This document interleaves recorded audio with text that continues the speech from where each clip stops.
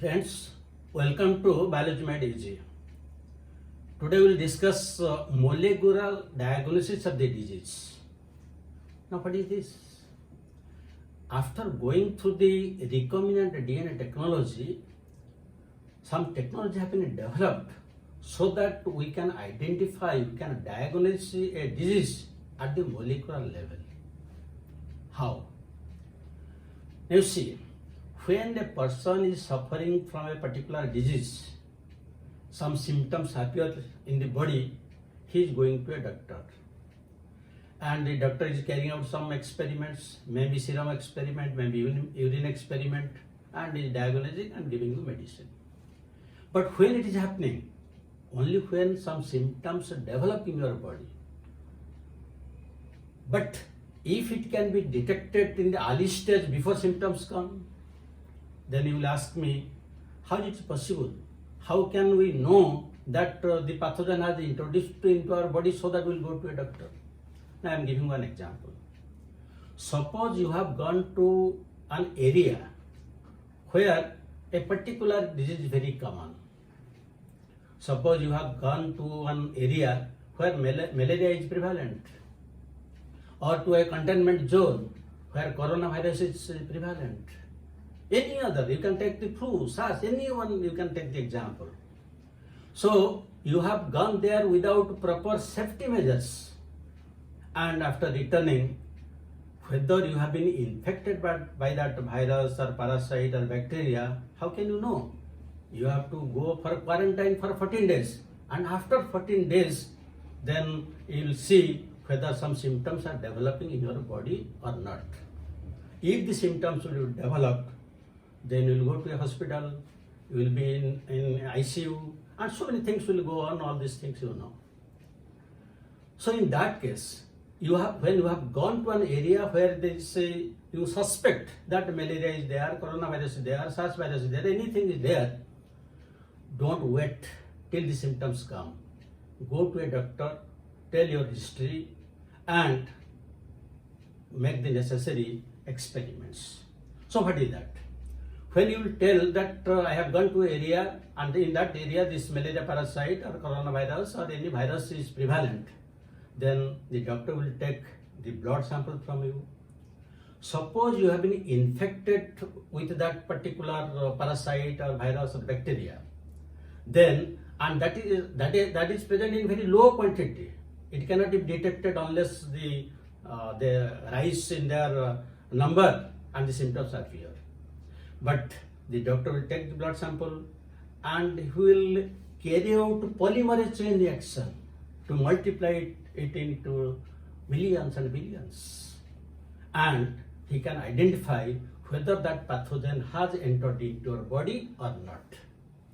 If it has been entered, then with a few medicines it will be cured. There is no question of any symptoms and admission in the hospital. All those things will not be necessary. So that is done at a molecular level. So that is known as molecular diagnosis of the disease. But how it is done? It is possible for those pathogens where the DNA sequencing has been done. And it has been done in case of HIV 1 and 2, then malaria, Kala-jar, food poisoning,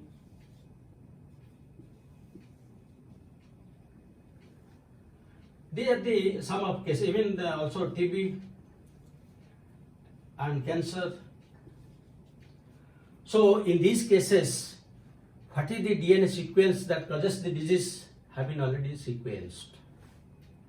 And gradually the scientists are trying to sequence most of the diseases.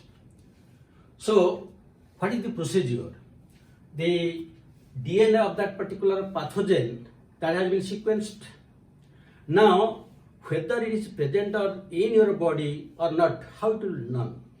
It can be known by use of DNA proofs. DNA proofs. And what is this DNA proof?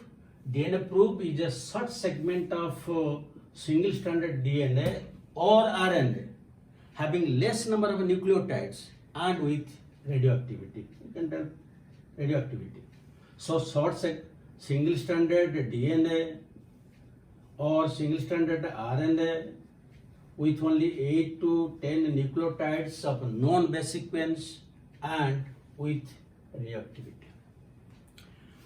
So when the DNA molecules are separated by means of gel electrophoresis, they are separated by means of gel electrophoresis. Then after separation, sodium hydroxide is used so that we will get single-stranded DNA. Now they will be blotted by nitrocellulose paper.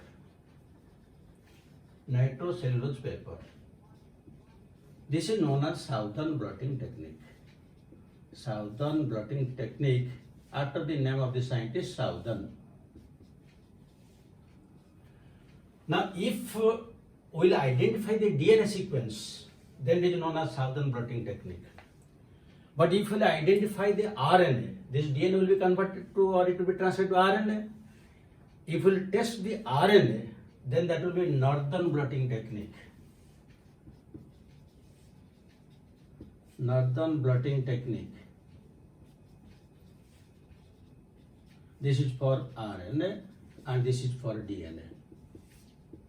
And again, Northern is the name of another scientist. But if we'll see what type of protein is produced by that DNA, then that will be Western blotting technique.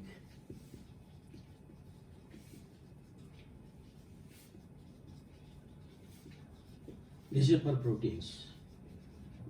That means depending upon what we will test, whether DNA or RNA or protein, we can go for Southern blotting technique, Northern blotting technique, Western blotting technique. This is for DNA, this is for RNA, this is for proteins. So now we are going for this Southern blotting technique. Now in the nitrocellulose paper, we will find there will be single-stranded DNA molecules are there. Then how will you identify? Now you have to use this DNA proofs. Since the sequence of that particular disease, suppose you can take hepatitis B. Hepatitis B, it's also sequenced, and these are the different sequences of that hepatitis B. So since these sequences are known to us, we can use DNA proofs with the complementary base sequence with radioactivity. Now that DNA proofs will be allowed to move in this nitrocellulose paper, and wherever that particular sequence will be there, they will hybridize. Now if you give X-ray, now that will appear in the form of a band because radioactivity is there, and we can know that that particular person is infected by hepatitis B. If it is any other disease that I have told you, it may be cholera, maybe malaria, this is the method of identifying whether that particular pathogen has entered into your body or not. And one universal proof is GATA. This is a universal proof developed from the sex chromosome of a banded crate,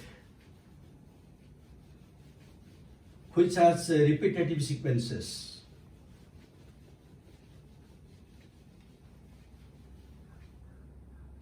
They are taken from the sex chromosome of banded crate. It is universally used. Now after this molecular diagnosis, then another scientist, Peter Rigby, along with Paul Berg, the father of genetic engineering, they used another method that is known as NEET translation. In this method, what they did, the DNA sequences were removed by DNA polymerase 1. You know that DNA polymerase 1 has both 5' to 3' exonuclease activity as well as from 3' prime to 5' exonuclease activity. So some of the sequences were removed and these are substituted by some base analogs. Suppose here A was there, C, T, G were there. They were substituted by their analogs. Analogs means either the nitrogen base is modified due to halogenation or the sugar is modified. They are known as base analogs. And again these analogs were treated with the P32, that means they are radioactive isotopes. And when this sequence of DNA was used as a DNA proof, and this is used for fluorescent in situ hybridization. In short, it is known as FISH. Fluorescent in situ hybridization. This is a latest development. So this is known as molecular diagnosis of the disease. There are other methods, the use of antigen-antibody reaction, then ELISA test. But at the molecular level, this is the best method of identification of a particular disease before the symptoms come. So thank you very much for watching it. We'll meet in the next video. Have a good day.